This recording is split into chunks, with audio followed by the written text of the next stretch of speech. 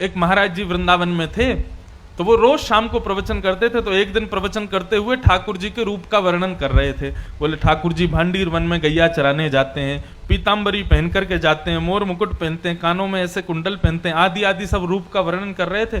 तो उनके सारे शिष्य बैठ करके सुन रहे थे। उन शिष्यों में सबसे पीछे बैठा था उनकी गौशाला में गायों की सेवा करने वाला ग्वारिया। और वो ग्वारिया इतना सीधा था, इतना भोला था कि सब लोग उसको प्यार से भोंदू बुलाते थे। क्या बुलाते थे? भोंदू किसको कहते हैं? जो बहुत भोला होता है उसको भोंदू कहा जाता है। तो गुरुदेव तो प्रवचन करते थे, लेकिन भोंदू जो था ना, उसको ऐसा लगता था कि गुरुजी कोई 2-3 हजार साल पुरानी कथा नहीं सुना रहे हैं, शायद रोज ऐसी लीला होती है वृंदावन में और गुरुजी हमारे उसी को सुना रहे हैं।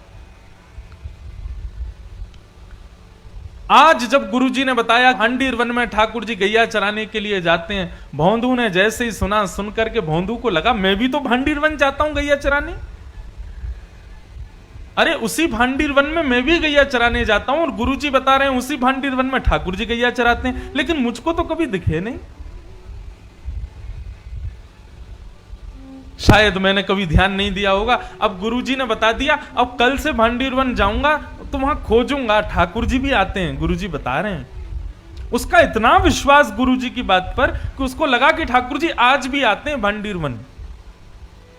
अगले दिन गैया चराने के लिए भांडीर वन गया, तो भांडीर वन में गैया सब घूमने लगी और वो यत्र तत्र सर्वत्र वृक्षों के नीचे, सघन कुंजों में, जंगलों में जाके ठाकुर जी को खोजने लगा। गुरुजी हमारे झूठ नहीं बोलते, गुरुजी सही बोल रहे हैं, यहीं पर गैया चराने आते हैं ठाकुर जी। अरे मैं ही अभागा हूं, मैं ही ठाकुर जी को नहीं देख पा रहा, लेकिन ठाकुर जी यहीं कहीं होंगे। अब उसका इतना भोलापन, इतना सीधापन, वो सब जगह ढूंढ रहा था ठाकुर जी को, तो ठाकुर जी से रुका नहीं गया। अकेले जान भोंदू को अपनी गायों के समूह को लेकर के, तभी भोंदू देखता है कि सामने से विशाल गायों का समूह आ रहा है और उस गाय के समूह के मध्य में श्याम वर्ण के पीतांबरी पहने हुए ठाकुर जी उसकी ओर आ रहे हैं। ठाकुर जी को अपनी ओर आते देख भोंदू तो नाचने लगा, निमग्न हो गया, भाव में भर गया। कटाक्ष नेत्र ठाकुर जी के, सुंदर कपोल, मधुर मुस्कान, घुंघराले केश, मोर मुकुट सिर पर, पीतांबरी पहने हुए, चंदन की सुगंधी महकते हुए ठाकुर जी गैया चराते हुए आ रहे हैं। भोंदू ने जैसे ही उसको देखा निमग्न हो गया। ठाकुर जी आकर के भोंदू के पास बैठ गए। अब भोंदू और ठाकुर दोनों एक दूसरे को देखें। भोंदू बोला, आप वही श्याम सुंदर हो ना जिनके बारे में हमारे गुरुजी सुनाते हैं? ठाकुर जी बोले, हाँ हम वही श्याम सुंदर हैं। बोले, अच्छा, हमारे गुरुजी आपके रूप का वर्णन करते हैं तो लगता है आप कितने सुंदर होंगे, लेकिन आज आपको देखकर के ऐसा लग रहा है कि हमारे गुरुजी जो बताते हैं उससे लाख गुना ज्यादा सुंदर हो आप। बड़े प्यारे हो ठाकुर जी।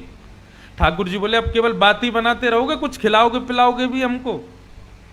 भोंदू बोला, आप मेरे हाथ का खाओगे? बोले, हाँ हाँ हम खाएंगे, तुम खिलाओ।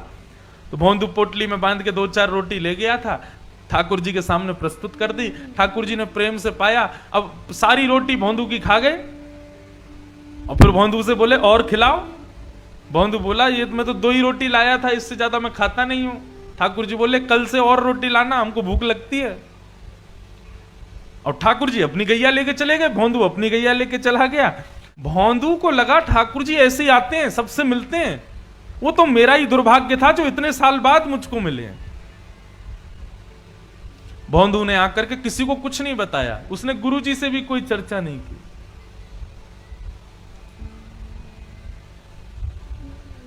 दूसरे दिन जैसे ही भोंदू जाने लगा,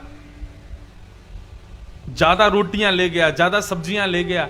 तो रसोई घर के जो महाराज जी थे उन्होंने जाकर के गुरुजी को बताया। बोले, गुरुजी आज तो भोंदू इतना सारा भोजन लेकर के जा रहा है।